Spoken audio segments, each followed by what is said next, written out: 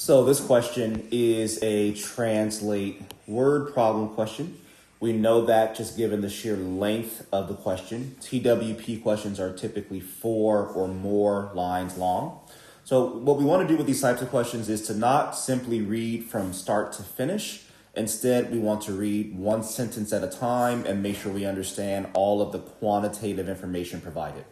So the first sentence says a manufacturing plant makes 10-inch, 9-inch, and 7-inch frying pans. So I'm going to go to my, pretend like this is my scratch paper. I'm going to write 10, 9, and 7.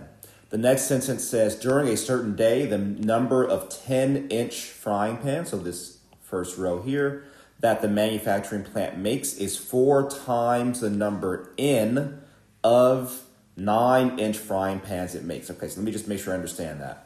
So it's saying that it's 4 times the number in, so I'm going to say that's equal to 4 in. And it seems like they're saying that the number of 9-inch frying pans it makes is in, right? 4 times the number in of 9-inch frying pans it makes. Then it says, and the number of 7-inch frying pans it makes is 10. So that has nothing to do with in. That is just going to be 10 frying pans.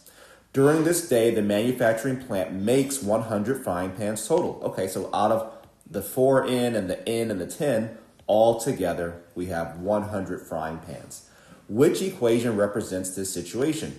All right, well, basically the equation should be 4 in for the 10-inch pans plus in for the 9-inch pans plus 10 for the 7-inch pans is equal to a total of 100 pans. I can simplify that to 5 in plus 10 equals 100. And I look at my answer choices and I see that choice D, in fact, says that 5 in plus 10 is 100. And therefore choice D is correct.